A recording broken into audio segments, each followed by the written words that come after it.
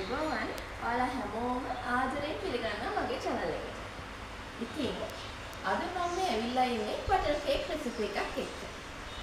ඉතින් මේ butter cake recipe එක ඔයාලා හැමෝටම හරිම ලේසියෙන් හදන්න පුළුවන්.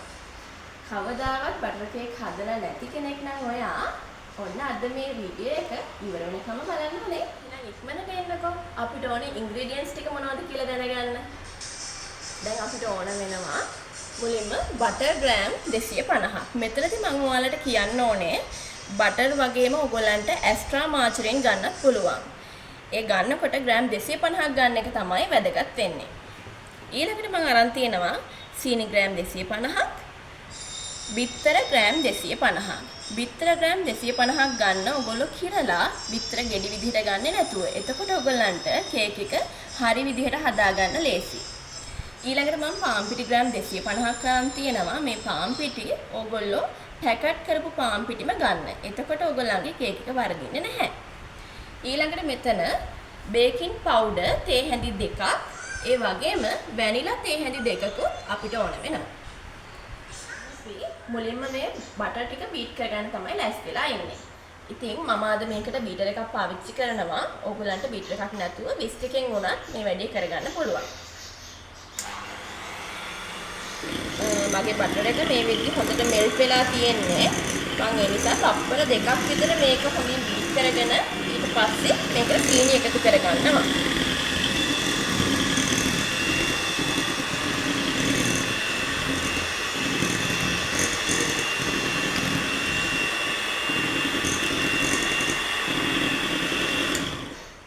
මේ බලන්නකෝ දැන් මේ වෙද්දි මේක මට බීට් වෙලා තියෙන්නේ. මේක පාට වෙනස් වෙනකන් එහෙම අවශ්‍ය වෙන්නේ නැහැ. මේක මේ විදිහට පොඩ්ඩක් අර බටර් එකේ ඝන ගතිය නැති වුනහම ඇති. දැන් අපි මේකට සීනි එකතු කරගන්න තමයි හදන්නේ.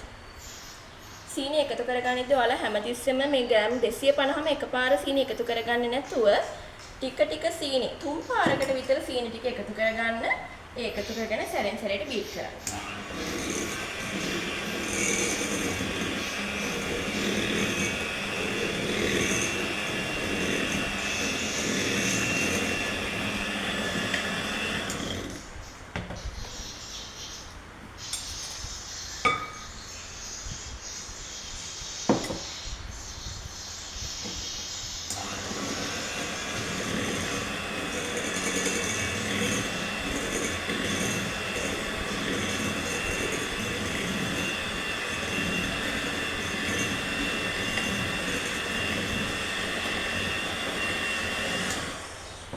මේ බීට් කරන අතරේ ඔයගොල්ලෝ සැරෙන් සැරේට ස්පැචුලා එකකින් මේ වටේට ගෑවෙන බටර් ටික නිතර පිරිසිදු කරගන්න බලන්න. එහෙම නැත්නම් ඒ ටික බීට් වෙනවා අඩුයි. එතකොට ඔයගොල්ලන්ගේ සීනි දිය වෙන එක නතර වෙනවා. මම දැන් මෙතනදී අන්තිම සීනි ටිකත් මගේ මේ මික්සර් එකට එකතු කරගත්තා.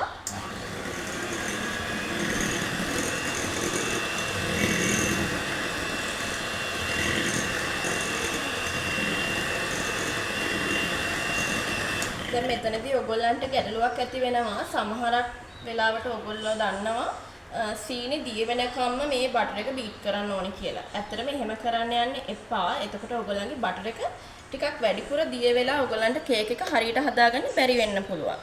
ඒ නිසා මොකද සීනි කියන්නේ ටිකක් ඝනයි. පුළුවන් නම් ඔයගොල්ලන්ට අර කාස්ටඩ් ෂුගර් කියන එක ගන්න. දැන් මම මෙතන අරන් තියෙනෙත් එහෙමයි. ඒ වුණත් මගේ මේ සීනි මෙච්චරටම දිය වෙලා නැහැ. තාමත් මේ සීනි කැට පිටින් තියෙනවා. ඊළඟට අපි මේකට බිත්තර එකතු කරද්දී අපිට ඒක දිය කරගන්න පුළුවන්.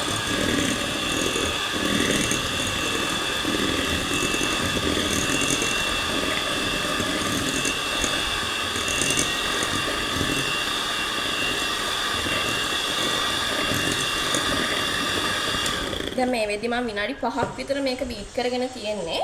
ඊළඟට මම මේකට එකතු කරන්න යන්නේ බිත්තර. මම මේ වෙනකොට ඔයාලට කියනවා මේක සීනි ඔක්කොම දිය වෙලා නැහැ. ඒත් ඔයගොල්ලෝ මේක බටර් බිත්තර මිශ්‍ර කරද්දී මේ බටර් එකේ තියෙන සීනි ටික ඔක්කොම දිය වෙනවා. ඒක බය නැතුව ඒ නිසා එහෙම කරන්න. ඔයගොල්ලෝ බිත්තර එකතු කරගන්නකදී බිත්තර එක එක අරගෙන මේ මික්සර් එකට එකතු කරලා බීට් කරලා ඊළඟට තව බිත්තරයක් එකතු කරගන්න මතක තියාගන්න ඕනේ.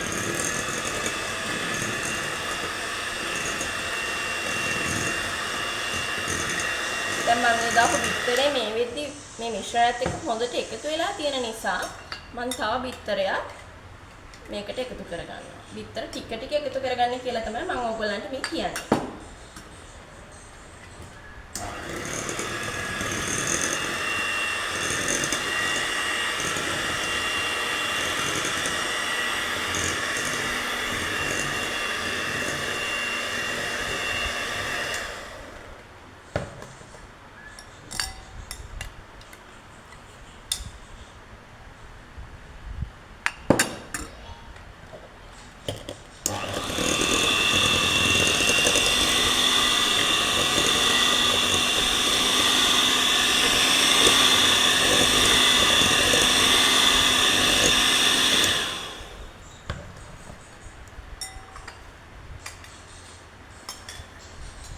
දැන් මම මේ ඔක්කොම බිත්තර ටික ඉතුරුලා තියෙන ඔක්කොම බිත්තර ටික මේකට එකතු කරගත්තා.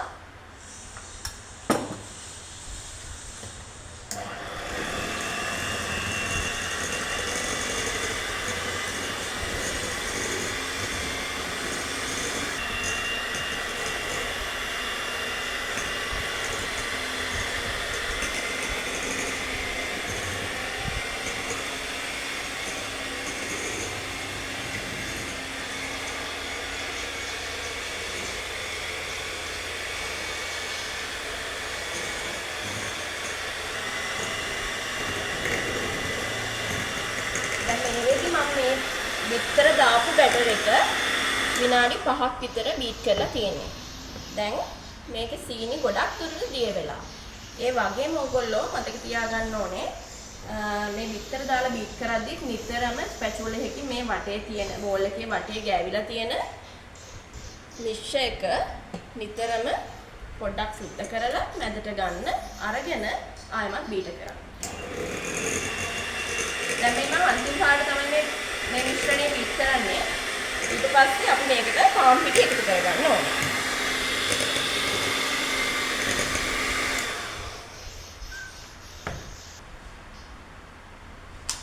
හරි. දැන් මම බීට් කරගෙන ඉවරයි මගේ මේ මික්ස් එක. ඊළඟට මම ලෑස්ති වෙලා ඉන්නේ මේ පාන් පිටිත් එක්ක බේකින් පවුඩර් අපි එකතු කරගන්න ඕනේ. මම ඔයගලන්ට ඉන්ග්‍රීඩියන්ට්ස් කියන වෙලාවේ කිව්වා බේකින් පවුඩර් තේ හැඳි දෙකක් මම මේ පාන් පිටි එකටම එකතු කරගන්නවා. එකතු කරගෙන මේ පාන් පිටි බේකින් පවුඩර් එකයි හොඳට මික්ස් වෙන්න. මම මේක හලාගෙන එන්න. පිටි ටික හොඳට හලාගෙන ඇවිත් තියෙන්නේ. මේකෙදි ඉස්සලා කිව්වා වගේම බේකින් පවුඩර්ත් එක්කලා පාන් පිටි 250ක් අපි හලාගත්තා. මෙතනදී දෙපාරක් ඕගලන්ට හලා ගන්න පුළුවන් නම් හොඳයි. හලාගෙන එකපාරක් මේ වගේ විස්කි හබ් භාවිතා කරලා ටිකක් හොඳට මිශ්‍ර කරගන්න. එතකොට ඔයගලන්ට කිසිම වැරද්දක් වෙන්නේ නැහැ මේ කේක් එක හදද්දී. දැන් ඊළඟට අපිට තියෙන්නේ මේ බේකින් පවුඩර්යි පාන් පිටි දාලා හදාගත්ත මේ මිශ්‍රණය අපේ බැටර් එකට එකතු කරගන්න. ඉතින් ඒකෙදි මම පාන් පිටි ටික ටික එකතු කරන ගමන් තමයි ඒකත් මේ මිශ්‍රණය හොඳට මිශ්‍ර කරගන්නේ බැටර් එක හදාගන්න යන්නේ. ඒකෙදි ඔයගලන්ට පුළුවන් නම් මුලින්ම ස්පැචුල එකක් පාවිච්චි කරලා මම මේක කරන ගාම කතා කරන්න මේ විදිහට පාන් පිටි ටික ටික අපි දාන ගමන් ස්පැචුල එකකින් මුලින්ම අපි මේක ෆෝල්ඩ් කරගන්න ඕනේ.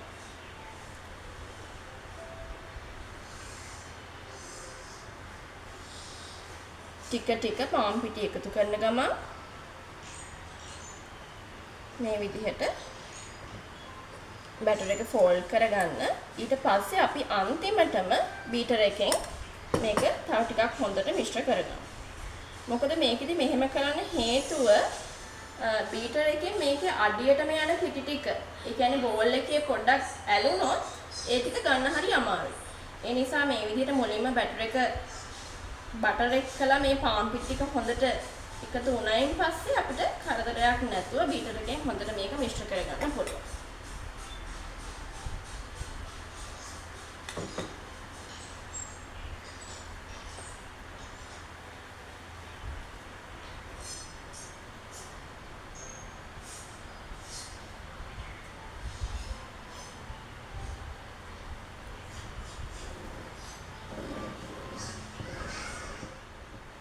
හරි මේ විදිහට මම මම අන්තිම පිටි ටිකක් මේ බැටර් එකට එකතු කරගෙන ඒකත් හොඳින් මේ ස්පැචුලා එකෙන්ම ෆෝල්ඩ් කරලා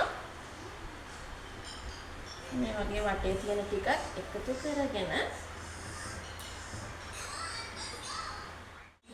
බීටර් එකෙන් ආයෙ පාරක් මේක හොඳින් මිශ්‍ර කරගන්න තමයි මම මේ හදන්නේ.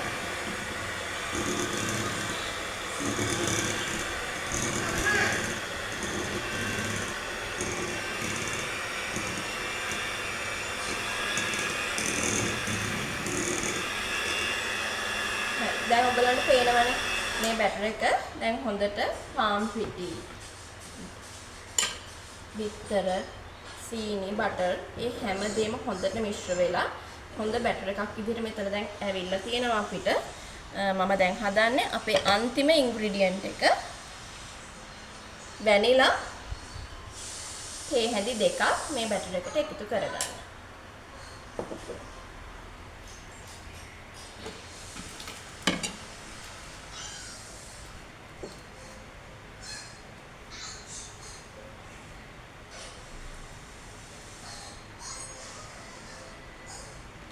වැනිලා තේ හැඳි දෙකත් මේ විදිහට එකතු කරගෙන විනාඩියක් විතර මේක බීට් කරගෙන අපිට පුළුවන් අපේ කේක් එක oven එකට දාලා මේක බේක් කරගන්න. එතකොට මම කියන්න ඕනේ ඔයගලන්ට මේ වෙද්දී ඕගොල්ලන්ගේ oven එක සෙල්සියස් අංශක 180 උෂ්ණත්වයට විනාඩි 20ක් ප්‍රීහීට් වෙන්න දාලා තියන්න ඕනේ. එතකොට ඕගොල්ලන්ගේ oven එක උඩ යට දෙකම මේ වෙද්දී ඔන් කරලා විනාඩි 20ක් ප්‍රීහීට් වෙන්න දාලා තමයි මේ ටික කරලා අපි කේක් එක බේක් වෙන්න දාන්න ඕනේ.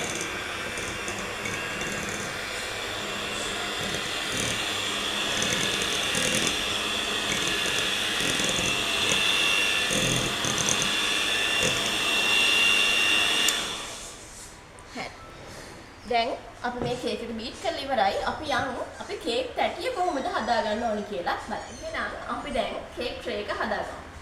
කේක් ට්‍රේ එක ගැන කිව්වහම අපි චුට්ටක් මේ කේක් ට්‍රේ ගැන චුට්ටක් කතා කරමු. මොකද කේක් හදන්න ගියාම කේක් එකේ ප්‍රමාණයත් එක්ක ඔයගොල්ලෝ කේක් තැටිය හරියට තෝරගන්න ඕනේ. එතකොට මම දැන් අද මගේ මේ කිලෝ එකේ කේක් එක බේක් කරගන්න මෙන්න මේ තැටිය තමයි අරගෙන තියෙන්නේ. එතකොට මේකේ දිග සහ පළල අඟල් 8.8 කේක් තැටියක් තමයි මෙතන මේ තියෙන්නේ. එතකොට මම අද මගේ කේක් එක බේක් කරන්නේ මේ තැටියේ. ඒ වගේම මම මේ තැටියත් ඕගොල්ලන්ට පොඩ්ඩක් පෙන්වන්න ගෙනාවේ. මේක ඒ වගේ සමචතුරස්‍රාකාර තැටියක් නෙමෙයි. මේක ටිකක් දිගින් වැඩි පළලින් අඩු තැටියක්. මේ තැටිය හරි එකම විදිහට දිග පළල තියෙන තැටිය. එතකොට මේ වගේ කේකුත් අපිට හදන්න ඕමනා වෙන ටිකක් දිග වැඩි පළල අඩු. එතකොට මේකේ අඟල් 7ක් පළල ඒ වගේම අඟල් 10ක් දිග තියෙන තැටියක් තමයි මේ තැටියෙත් ඕගොල්ලන්ට මේ කිලෝ එකේ කේක් එක බේක් කරගන්න පුළුවන්. හරි. ඊළඟට අපි බලමු කේක් එක බේක් කරගන්න මම කොහොමද මේ වෙලාවේ මේ කේක් තැටිය සූදානම් කරගන්නේ කියලා. මම අරන් තිනවා මේ වගේ බේකින් පේපර්ස් මේ අඩියේ හැඩයට කපාගත්ත කොටු කොලයකුත් ඒ වගේම මේ වටේට දාන්න මේ වගේ ටිකක් දිග කොලයකුත්. ඔයගොල්ලෝ මේ විදිහට මේ කේක් එක බේක් කරන තැටිය හදාගන්න. එතකොට කේක් එක අඩිය අල්ලන්නේ නැහැ වටෙන්. නැත්තම් කේක් එකේ එහෙම ප්‍රශ්නකුත් එනවා ඔයගොල්ලන්ට කේක් එක මේ මෙන්න මේ කියන වටෙන් ඔයගොල්ලන්ගේ අඩියට අල්ලලා. ඉතින් ඒ ප්‍රශ්නේ වෙන්නේ නැහැ. මම දැන් මේ විදිහට අඩියට හොඳට බටර් ටිකක් ගා ගන්නවා. මේ බටර් එක මෙල්ට් වෙලා තියෙන නිසා මට ලේසියි. මම මේ විදිහට අඩියට බටර් ටිකක් ගාගෙන මම මේ කොලේ කපලා දෙන චුට්ටක් අඩියට වඩා චුට්ටක් ලොකුවට. මේ විදිහට මම මේක පතුලට දා ගන්නවා මේ. හොඳට ඊට පස්සේ මෙන්න මේ එජස් ටික ෂේප් කරලා මේ පටිය වගේ කපාගත්ත කොලේ වටේට දාගන්න තමයි තියෙන්නේ. ඒ වගේම ඕගොල්ලෝ මේ පටිය කපා ගනිද්දී ඕගොල්ලන්ගේ කේක් ට්‍රේ එක සාමාන්‍යයෙන් කේක් ට්‍රේ එකක් එන්නේ මේ අඟල් 1.5ක් 2ක් විතර උස. ඊට වඩා චුට්ටක් උස වැඩි වෙන විදිහට ඕගොල්ලන්ට පේනවා ඇති මේ පැත්තෙන් බලන්න. මේ විදිහට චුට්ටක් උසට වැඩියෙන් කපා ගන්න. එතකොට නිකන් හරි කේක් එක චුට්ටක් උස වැඩි වුණා.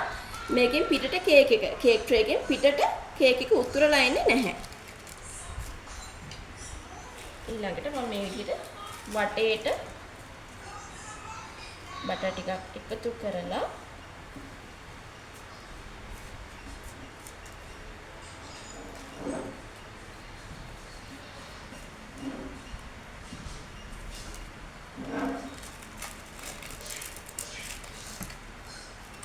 හොඳට මේ කේක් එක ට්‍රේ එකට මෙන්න මේ කොළ අලව ගන්නවා. එතකොට දැන් අර ඔයගලන්ට මම කිව්ව ප්‍රශ්නේ එන්නේ නැහැ. මේ කොළේ මේ පැත්තෙන් උඩට ඇවිත් තියෙනවා. ඒ වගේම මේක මේ විදිහට දාගත්තාම අර කේක් බැටර් එක මේක ඇතුළට යන ප්‍රතිශතය අඩු වෙන නිසා කේක් එක ඇතුලෙන් අඩියට අල්ලන්නේ නැහැ. හරි. මෙන්න මේ විදිහට මම මේ කොළේ තැටියට හරියට සීල් වෙන්න අලවගෙන තියෙනවා. දැන් අපි බලමු මේ කේක් එක ට්‍රේ එකට දාගන්නේ කොහොමද කියලා. මෙන්න මේ විදිහට ස්පැචුලා එකක් භාවිතා කරලා කේක් ට්‍රේ එකට දාලා අපි මේක මේ මුළු වලට හොඳට මේක ස්ප්‍රෙඩ් කරලා දෙපාරක් විතර ටැප් කර ගන්න ඕනේ. එතකොට ඇතුලේ වායු බුබුලු තියෙනවා නම් ඒවත් නැති වෙනවා. හරි. දැන් මේ විදිහට මම මේ බැටර් එක ඔක්කොම මේ ට්‍රේ එකට එකතු කරගත්තා. ඊළඟට අපිට තියෙන්නේ මේ කේක් එක oven එකට දාලා රසමරස කේක් එකක් විදිහට එළියට ගන්න. හරි. දැන් අපි කේක් එක oven එකට දාන්න තමයි හදන්නේ. මම ඔයගොල්ලන්ට කලින් කිව්වා 180 උෂ්ණත්වයට විනාඩි 20ක් මේක ප්‍රීහීට් කරලා ගන්න කියලා. දැන් මගේ oven එක ප්‍රීහීට් වෙලා තියෙන්නේ. ඉතින් අපි කේක් එක දාමු. කේක් එක දාද්දි චුට්ටක් ඔයගොල්ලන්ට කියන්න ඕනේ මෙන්න මෙතන පෙන්නන්න. කේක් එක දාන්න ඕනේ මේ oven එකේ හරිම මැදට තමයි කේක් ට්‍රේ එක අපි සෙට් කරගන්න ඕනේ. එතකොට කේක් ට්‍රේ එක දාන රැක් එක මේ ඔයගොල්ලන්ට දැන් පේනවා ඇති. ඒ වගේ oven එකේ හරි මැද තියෙන කට් එකට ඔයගොල්ලන් කේක් ට්‍රේ එක දාන ලයින් එක තියාගන්න. එහෙනම් අපි මේ කේක් එක oven එකට දාගමු.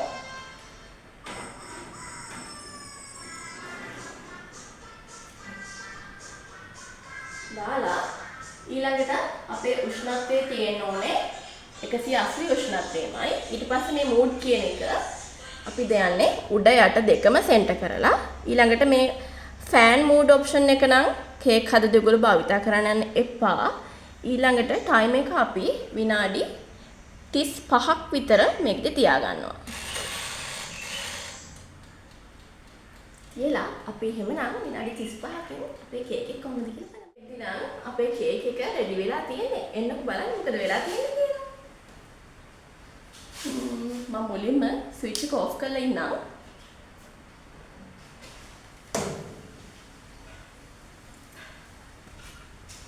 අපි කේක් එක එළියට ගන්න කලින් කේක් එකේ මැද අමු නැහැ නේද කියලා බලන්න. චුට්ටක් ටූත් පික් එකක් ගහලා මේ විදිහට බලන්න ඕනේ. මේ බලන්න ටූත් පික් එක කිසිම තෙතමනයක් නැහැ. නිකන් හරි කේක් එක ඇතුළේ අමුයි නම් මේ ටූත් පික් එක ටිකක් චෙතට තමයි ඔයගොල්ලන්ට අතට දැනෙන්නේ. එතකොට තව විනාඩි 10ක් 15ක් විතර මේ කේක් එක චුට්ටක් ආයෙමත් oven එකට දාලා බලන්න. අපේ කේක් එක ලස්සනට හැදිලා තියෙන්නේ.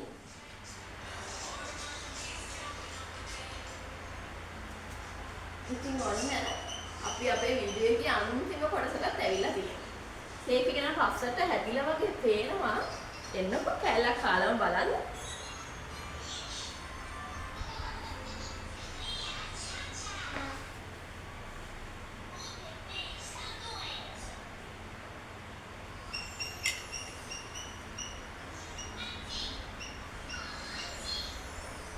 මට ඔයගොල්ලන්ට පෙන්වන්න ඕනේ මෙන්න මේක. දැන් මේ බලන්න හොඳ සොෆ්ට් එකට මේ කේක් එක තියෙනවා. ඒ වගේම රසත් එහෙම ඇති. ඉතින් අපි කාලා බලමු කෑල්ලක් හොඳයිද කියලා. ඇත්තටම රසයි. ඔයාලත් හදලා බලන්න ඕනේ මේ කේක් එක. ඒ වගේම මට ඔයගොල්ලන්ට කියන්න වැදගත් කාරණා කිහිපයක් තියෙනවා. එක තමයි අපේ oven වල උෂ්ණත්වයත් එක්ක අපේ මේ කේක් එක බේක් වෙන්න යන වෙලාව එක එකනට වෙනස් වෙනවා. දැන් මගේ oven එකේ මේ කේක් එක බේක් කරන්න මට ගියේ විනාඩි 20ක් 25ක් වගේ අතර කාලයක්. ඒතර මම පාවිච්චි කරන්නේ අබාන්සි කියන oven එක. ඉතින් ඕගොල්ලන්ගේ ගෙදර තියෙන oven එකත් එක්කලා මේ oven එකේ time එක compare කරන්න හරි අමාරුයි. එතකොට ඕගොල්ලන්ගේ ගෙදර තියෙන oven එකේ උෂ්ණත්වය කොහොමද කියලා බලලා ඒ පොඩක් හරි මේ එකකින් ඉඳලා තමයි අපි බලා ගන්න ඕනේ කේක් එක බේක් කරන්න යන වෙලාව කොහොමද කියලා. මම ඒකට එක ටිප් එකක් කියන්නම්. ඕගොල්ලන්ගේ පළවෙනි කේක් එක. ඕගොල්ලෝ මුලින්ම හදන්න කේක් එකක් ගනිද්දී oven එකට දැම්මයින් පස්සේ කේක් එක හොඳට බලන් ඉන්න උඩ රන්වන් පාට වෙනකොට කේක් එකේ උඩ heat එක off කරලා යට heat එක විතරක් දාලා තව විනාඩි 10ක් 15ක් තියලා කේක් එක අර මං කිව්වා වගේ මැද චුට්ටක් බලන්න අමු නැත්නම් කේක් එක එළියට ගන්න. අන්න එතන ඉඳලා ඕගොල්ලන්ට පුළුවන් හරියටම බලා ගන්න ඕගොල්ලන්ගේ කේක් එක oven එකේ බේක් කරන්න කොච්චර වෙලාවක්ද කියලා මතක තියාගෙන ඊළඟ පාරේ ඉඳලා ඒ විදිහට කරගන්න. ඒතර සාමාන්‍යයෙන් 35ක් 30ක් අතර කාලයක් තමයි ඕනෑම කේක් එකක් බේක් කරන්න යන්නේ උනාට ඔයාගේ oven එක පිළිබඳවත් ඔයා සැලකිලිමත් වෙලා ඉන්න ඕනේ. එහෙනම් මෙච්චර වෙලා මගේ වීඩියෝ එකත් එක්ක එකතු වෙලා හිටපු ඔයාලා ඔක්කොටම බොහොම ස්තුතියි. ඉතින් මගේ මේ වීඩියෝ එකෙන් ඔයාලට මොනවා හරි දෙයක් දැනගන්න ලැබුණා කියලා හිතනවා නම් මාව subscribe කරලා bell button එකත් ඔබලා like එකක් comment එකක් දාලා මාත් එක්ක එකතු වෙන්න. එහෙනම් ආයෙමත් වීඩියෝ එකකින් හම්බ වෙනකන් ඔයාලා හැමෝටම ආයුබෝවන්.